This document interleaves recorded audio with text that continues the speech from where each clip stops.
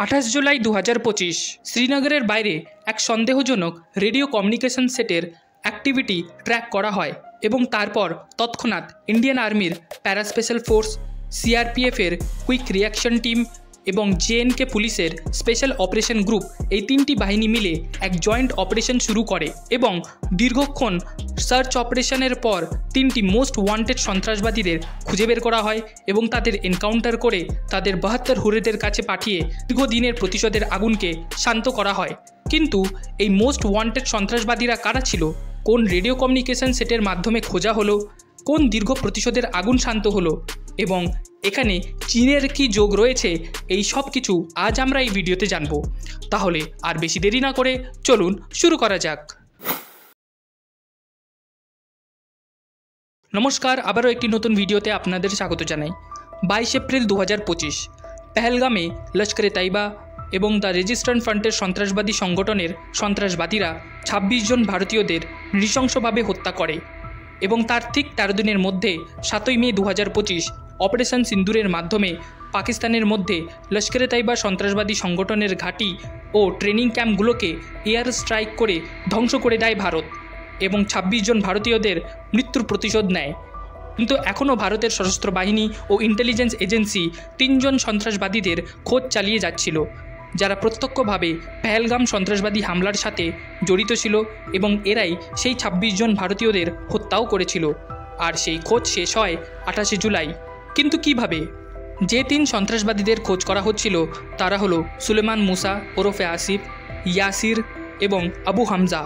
এই 3 জন লস্করে তাইবা সন্ত্রাসবাদী সংগঠনের সদস্য ছিল। এর মধ্যে আবু হামজা আইইডি অর্থাৎ ইম্প্রোভাইড এক্সপ্লোজিভ ডিভাইস বোমা বানানোর এক্সপার্টও ছিল। আর ইন্টেলিজেন্সের কাছে এও ইনফরমেশন ছিল যে এই 3টি সন্ত্রাসবাদী পেহেলগাম হামলার পর অমরনাথ যাত্রায় হামলা করার নৃশংস পরিকল্পনা তৈরি করেছিল, যেখানে এই আবু হামজা আইইডি বোমার মাধ্যমে বিস্ফোরণ ঘটিয়ে হামলা করার ছক কষেছিল। কিন্তু তাদের একটা ভুলে ভারতের ইন্টেলিজেন্স এজেন্সি তাদের লোকেশন খুঁজে পায় এবং ইন্ডিয়ান আর্মি, সিআরপিএফ ও জিএনকে পুলিশের জয়েন্ট অপারেশনে তাদের এনকাউন্টার করা হয় এবং লক্ষ লক্ষ অমরনাথ যাত্রার পুণ্যার্থীদের রক্ষা করা হয়। তারই সাথে পেহেলগাম হামলায় নিহত 26 জন ভারতীয়দের মৃত্যুর প্রতিশোধও নিয়ে নেওয়া হয়। কিন্তু এই সন্ত্রাসবাদীরা এমন কোন ভুল করেছিল যাতে ভারতের সশস্ত্র বাহিনী ও ইন্টেলিজেন্স এজেন্সিরা তাদের লোকেশন খুঁজে বের করেছিল? আসলে 11 জুলাই জম্মু কাশ্মীরের বৈসারান এলাকায় একটি চাইনিজ স্যাটেলাইট মোবাইল ফোনের সন্ধান পাওয়া যায়। ঠিক তার কিছুদিন পর চীনের রেডিও কমিউনিকেশন ডিভাইস আল্ট্রাসেটের অ্যাক্টিভিটির খবরও পাওয়া যায়।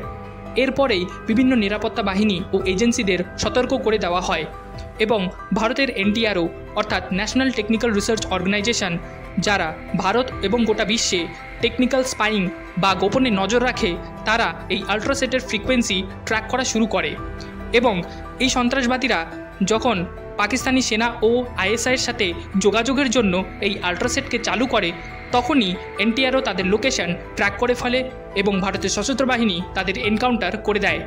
আসলে এই আল্ট্রাসেট চীন পাকিস্তানের সেনাবাহিনীর যোগাযোগের জন্য তৈরি করেছিল, কিন্তু দুর্ভাগ্যবশত পাকিস্তান এই স্যাটেলাইট ফোনগুলোকে পাকিস্তানি সেনা ও আইএসআইয়ের সাথে যোগাযোগের জন্য সন্ত্রাসবাদীদের হাতে তুলে দেয়, যার ফলস্বরূপ এই স্যাটেলাইট ফোনগুলি এই 3 সন্ত্রাসবাদীদের মৃত্যুর কারণ হয়ে দাঁড়িয়েছে। ভিডিওটি কেমন লাগলো কমেন্ট সেকশনে অবশ্যই জানাবেন এবং আপনাদের যদি কোনো প্রশ্ন থাকে তাও লিখবেন। ভিডিওটি যদি ভালো লেগে থাকে লাইক এবং শেয়ার করবেন। আর যদি চ্যানেলে আপনারা নতুন হন তাহলে অবশ্যই সাবস্ক্রাইব করবেন। আর যদি ভিডিওটি ফেসবুকে দেখে থাকেন তাহলে চ্যানেলটিকে ফলো করবেন। জয় হিন্দ।